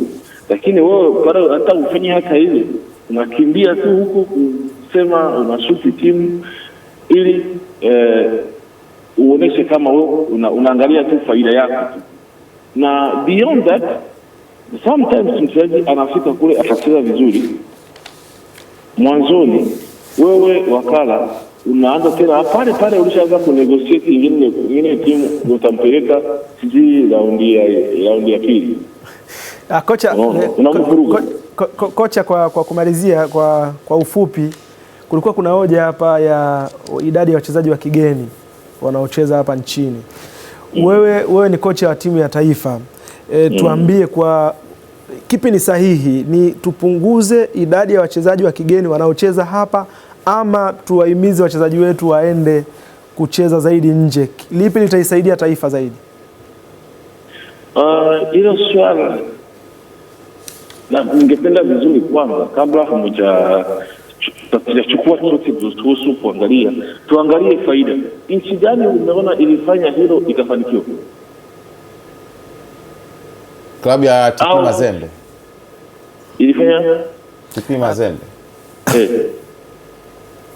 Nasema nchi ambayo ndio ilipunguza wachezaji wa kigeni, ilipunguza tuwataki, alafu ikaona kuwa kuna mafanikio. Sidhani kama tuna mfano. Hakuna hata moja. Mimi najua nchi moja ambayo imejaribu kufanya hivyo, ilikuwa ni Rwanda. Mpira wao ulishuka kiasi kikubwa mpaka hata leo ukiuliza wanakwambia treatment tumekoma wapi. Football kwa experience mimi ninayo, najua kama ni mchezo wa kimataifa. Sababu hizi timu wanajisi tunaongelea business ni kimataifa. Kwa hiyo wewe ukianza kulimit tukasema mimi nicheze tu wao wanataka kufanya uwe loko. Sasa ikishakuwa loko afu kwenye mashindano zile ranki za FIFA ili wachezaji waende nje, unataka waende kwa kimataifa, unasikia kama maandalizi yako ni tofauti na matarajio yako. Hakuna haja ya kulimit hivyo.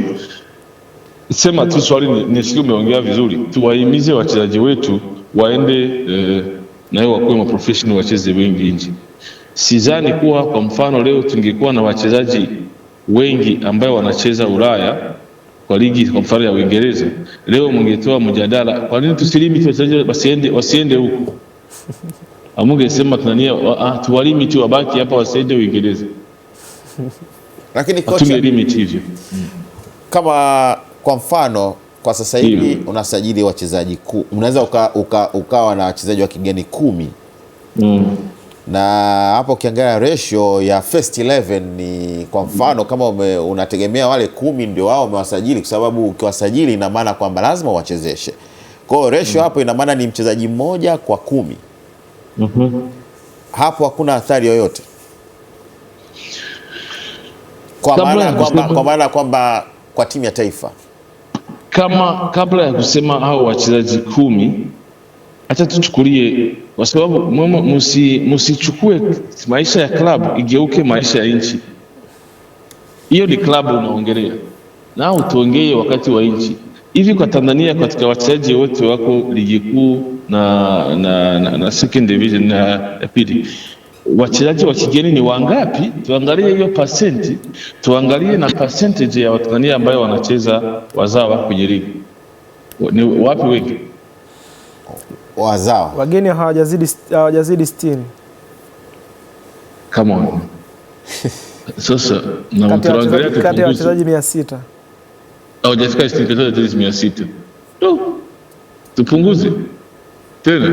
Kuna vilabu of course, kuna vilabu vingine ambavyo wachezaji wote ni wazawa. Tuongelee sasa vilabu, tusiongelee nchi. Kwa maana kwamba kama unazungumza nchi, kwa maana kwamba wachezaji wanatoka katika vilabu, kwa lazima nchi itaingia kwa namna moja au nyingine. Hapo una target timu, huja target nchi. Ikiwa ni klabu moja imefanya hivyo, zingine klabu 50 hazijafanya hivyo, kwa nini tuishuti tumwambie wewe badilisha na wewe uwe kama sisi? Sioni, kwa sababu kila timu ina falsafa yake, kila timu ina maisha yake.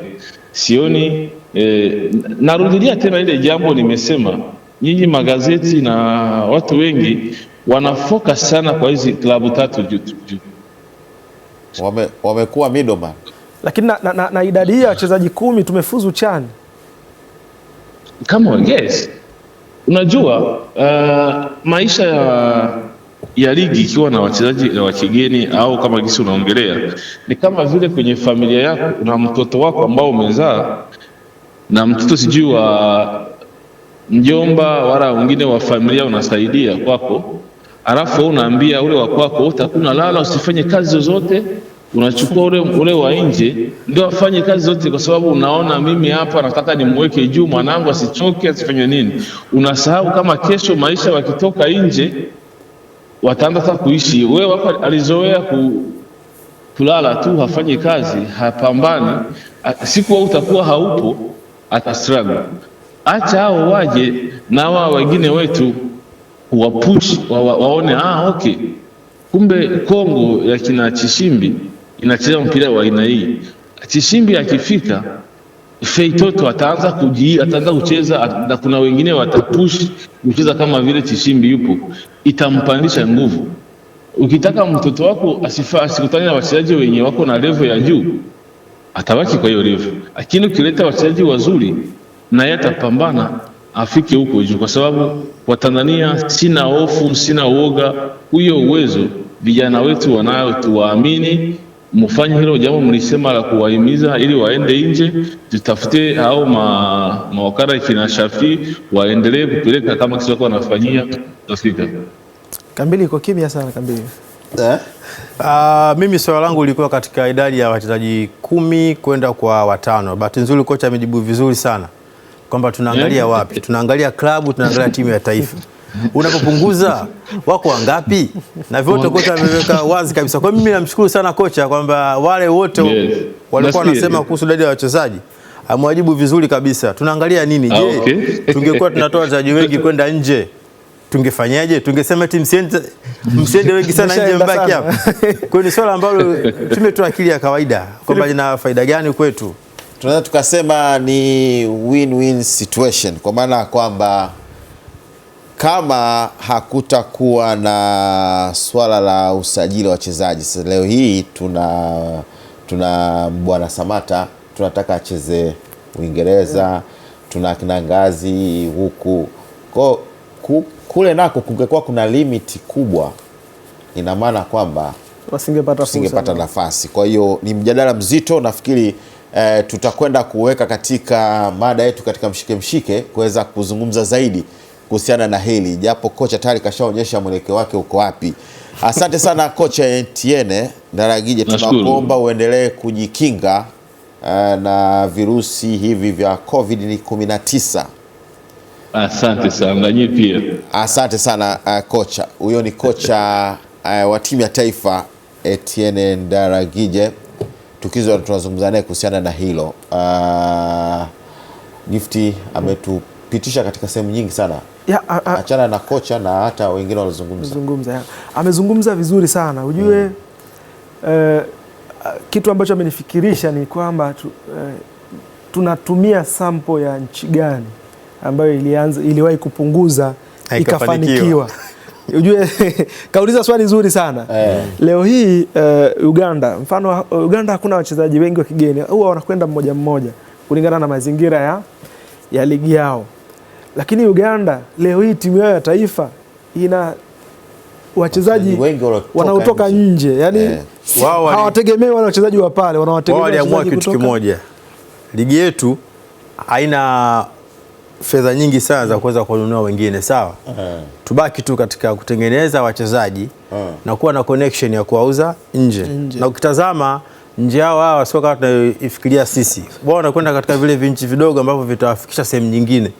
Kwa unakuta wao wanafanikiwa mapema sana kuliko sisi. Sisi okay. Mchezaji anataka kwenda sehemu ambayo anajua tayari iko juu sana. Twende kwa Lastek.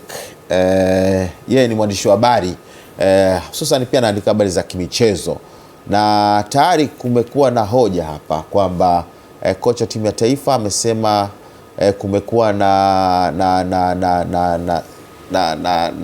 kama vyombo vya habari kutumia wigo wake katika swala la usajili, na hata watu wengi wamezungumzia kuhusiana na vyombo vya habari na usajili. Lastek, ni kweli vyombo vya habari hususan magazeti kwa ujumla wake tumekuwa middleman, mtu wa kati katika swala la usajili? Lastek, ukiongea pia na Kambili. Nawashukuru sana. Kwanza natumai mnaendelea vyema na mnaendelea kujikinga na dhidi ya corona vizuri. Kimsingi vyombo vya habari vina play role kubwa sana, vina nafasi kubwa sana kwenye usajili, kwenye michezo kwa ujumla. Na ukiangalia issue nzima ya usajili, kupanda bei kwa mchezaji, kushuka bei kwa mchezaji, mara nyingi inachangiwa na media. Sasa kwa Tanzania hapa hivi ukiangalia kwa kipindi kama sasa hivi hakuna michezo, hamna kitu kinachezwa uwanjani, tunategemea kufanya nini? Kwa hiyo basically tunaenda moja kwa moja kwenye swala zima la usajili, kwa sababu hatuendi majumbani kwa wachezaji huko, kwa sababu kila mtu anajaribu kupambana na hali yake dhidi ya huu.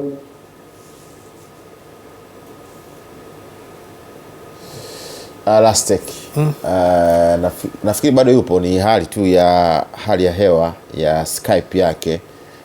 Bado tupo hapo tukiwa tunajaribu kuzungumzia kuhusiana na swala. Naam Lastek, tunakusikia Lastek. Kwa hiyo nilikuwa nawaambia kwamba swala zima la media kuplay na kupanga usajili ni kitu cha kawaida sana. Kwa hiyo na maagent wao wanacheza na media ina play role kubwa kuweza kumpeleka mchezaji, kumtoa sehemu fulani, kumpandisha thamani fulani. Mimi naamini hivyo, mbali na mchezaji kwamba anaweza kuwa na kiwango kizuri, lakini kuna nafasi kubwa. Kwa tunaweza tukasema, wakati umekatika, najua utarejea, tunaweza tukasema kwamba vyombo vya habari ni sahihi kuwa middleman, kwa maana kwamba mtu wa kati katika usajili, ama tunafanya makosa? Sio vyombo vya habari, waandishi wa habari. Kuna mambo mawili. Unajua, chombo cha habari kazi yake kuripoti, lakini pengine labda kama Jizi anasema Gift hapo, pengine kuna waandishi wa habari labda ndo wanajaribu kuwa middleman kupitia chombo cha habari. Sasa hiyo ni kitu tofauti. Sasa hapo hivi kama unavyoona, unajua kwenye reporting kuna style mbili za kuripoti. Kuna ile mtu ana report, unaona ana interest, mwandishi ana interest kwenye ile reporting yake, yani kwamba anaandika habari, lakini mwandishi ana interest, anaweka chumvi, anafanya kila kitu anacho. Okay, Lastic akiwa pia kama ameunga mkono. Mimi nafikiri mwanzo alianza vizuri kukubali kwamba kuna baadhi ya waandishi au hicho kitu kufanyika ni sawa, lakini nafikiri maana yake yeye ilikuwa ni ile katika kupata story, kwamba mtu anakuna nini kupata. Sasa swali ambalo lilikuwa linafuata kwake sasa hizi ni kujua sasa kwamba je, yeye amesha kukutana na hiyo situation kwamba yupo na wakala ambaye bwana, hapa tuna mchezaji huyu hapa na aende timu fulani, tusaidie kuandika kitu fulani, twende hivi. Japokuwa kwa Tanzania ni ngumu, lakini naamini bwana ni muwazi sana. Lastic. Umesikia nafikiri sana, lakini kimsingi hivyo vitu vipo, na mimi binafsi nilishai kukutana na mazingira kama hayo. Unajua mchezaji anakufuata anakuambia, brother, sasa timu ndo hivyo, hebu angalia jinsi gani nionekane hata kwenye vyombo vya habari kwamba na mimi nipo. Lakini pia kuna makocha anakuambia, bwana, mchezaji fulani natamani aende timu fulani, tunafanyaje? Sasa ukiwa kama mwandishi, tunasema mwandishi ambaye hauko professional, utastiki kwenye yale mambo ya kumsaidia huyo mchezaji au kuandika vitu ambavyo havipo. Kwa hiyo binafsi mimi niliwahi kumkatalia kocha mmoja, alikuwa ni rafiki yangu sana, anambia, bwana, huyo mchezaji anatakiwa aende timu fulani, kwanza anatakiwa aende Azam FC. Sasa Azam FC wanamuona wapi?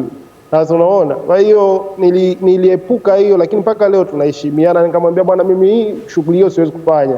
Tofauti na walivyo, labda kuna rafiki yangu mwingine yeye na timu moja, yeye alikuwa anafanya biashara. Sasa kitu ambacho mpaka leo hii huyo mwandishi hawezi kuendelea na huwezi kuheshimika, kwa sababu wewe unaenda kutumikia klabu badala ya kutumikia chombo chako cha habari kama mtaalamu wa mambo ya habari. Kwa hiyo mimi nawasihi waandishi, mbali na kuwa mashabiki wa hizi klabu, lakini kuna ile hali ya kuwa kuna wakati unatakiwa uwe professional, ufanye kazi yako professional na usijaribu kuingiza interest zako, kwa sababu unapoingiza interest zako ujue upande mmoja wa hiyo professionalism ya kiuandishi utaipoteza. Kwa hiyo hapo tumeshakubaliana kwamba pia hata makocha nao wanaweza kwa namna moja ama nyingine wakawa mtu wa kati. Ndivyo kwa baadhi ya makocha. Yeah, kwa baadhi ya makocha wanakuwaga ni watu wa kati, kwa sababu kocha unamleta labda pre-season, anakuambia, bwana, wachezaji hao watoe na nini, mimi naleta wachezaji wangu, mimi na mchezaji wangu niliwahi kumfundisha wapi na wapi. Kwa hiyo na yeye anaongea huko, kwa sababu hizi kashfa, kuna vikashfa vinatembea huko kwamba kuna makocha anamwambia mchezaji, bwana, ukishakuja hapo atanipa asilimia fulani ya pesa utayopata, mshahara wako. Kuna mwingine tena alikuwa na kashfa, mshahara wako bwana, kila mwezi utanikatia kiasi fulani. Na mchezaji unakuta hana jinsi, anabidi akubaliane na, au mchezaji unakuta labda mfano ametoka Majimaji anaenda labda moja hizi klabu kubwa ambazo zinalipa fedha nyingi, labda Simba, Yanga, Azam. Akiwa anafika kule, kocha anamwambia, sikiliza, kama utanikatia kiasi, kama hutanikatia kiasi fulani cha fedha, mimi wewe utakuwa benchi au utapotea hivi na hivi na hivi. Kwa hiyo unakuta mchezaji, wewe hujai kupata nafasi ya kuita Simba, leo hii nakuita Simba, kama utaki kwa fedha fulani au unikatie kiasi fulani cha fedha, basi wewe mimi sikuiti. Kwa hiyo unakuta mchezaji ana saini milioni 40 lakini anakuja kupata milioni 15, nyingine ni mali ya kocha. Kwa hiyo ni vitu kama hivyo vinavyotokea na tunashindwa kuviprove moja kwa moja, lakini vipo na kashfa hizo zimekuwa zikizungumzwa na baadhi ya makocha wanakanusha, huku kukiwa na sign kwamba anakubaliana na hiyo hali. Kwa hiyo vitu vipo kama hivyo. Lastic, tumekuwa na mjadala hapa kuhusu idadi ya wachezaji katika timu za ligi kuu. Sasa hivi wapo 10, lakini baadhi ya wabunge wametoa mapendekezo yao wakitaka wawe 5 kwa mustakabali wa soka la Tanzania. Labda wewe una maoni gani kuhusu hichi kinachoendelea? Kwanza mimi nafikiri swala hilo mimi sikubaliani nalo. Mimi nafikiri idadi hiyo iendelee kubaki na iwe changamoto kwa wachezaji wetu wa Kitanzania, kwamba nafasi wachezaji wamesajiliwa kutoka nje wanaletwa ambao wamewazidi kiwango au wako kwenye kiwango sawa, wao kuweza kupambana kuweza kupata hiyo nafasi. Mimi sijai kuona nchi ambayo imeendelea kisoka alafu inapiga vita wachezaji wa nje. Wachezaji wale wa nje wanakuja kutupa experience, lakini pia wanakuja kutupa changamoto, kwamba wewe labda Simon Msuva unacheza Yanga mfano enzi hizo, kwamba uletewe mchezaji wa nje. Wewe kazi yako kushindana na wachezaji wa ndani, wewe ndo mchezaji bora kwa wachezaji wa ndani, huwezi kupata changamoto. Na mimi huwa nawaambia watu mara nyingi kwamba mchezaji akitoka nje ana kiwango kikubwa sana, ukimleta hapa Tanzania akija kucheza ligi, kuna possibility kile kiwango chake kikadrop kwa sababu haji kupata ushindani. Yeye ndo anatoa ushindani kwa wale wa chini, kwa hiyo yeye basically ata relax na nini, ataona yuko kwenye kiwango kizuri, lakini in reality yeye anawasaidia wale wa kwetu hapa, na ndio kitu ambacho tunatakiwa kujivunia, kuletea wachezaji ambao wako kwenye viwango vya juu kuja kucheza ligi yetu, kwamba sisi tunakuja kushindana nao ambao wako kwenye viwango vikubwa, lakini hao wachezaji wenyewe wanakuwa kwenye risk ya kushuka viwango. Asante Lastek. Sisi tunashukuru kwa kuwepo katika Kurasa kwa wiki hii, pamoja nami, pamoja na Gifty, pamoja na Kambili, wote hao tulikuwa katika Kurasa ya mwisho. Philip Barakoa anatengeneza mwenyewe. Nilikuwa nashindwa kuivuna hapa na haja hapa kufunga. Nifunga nimeshona na cherani kwa vizuri. Niko vizuri. Kwa hiyo barakoda yangu lazima nivae. Kuniambia ni ya kwangu, kuniambia ni bebe ya kwangu nikaeka pembeni. Sasa mimi kwanza tumekaa mbali hivi mita moja hapa. Asante sana kwa kuwa nasi katika kipindi hiki cha Kurasa. Tukutane tena wakati mwingine katika kipindi hiki.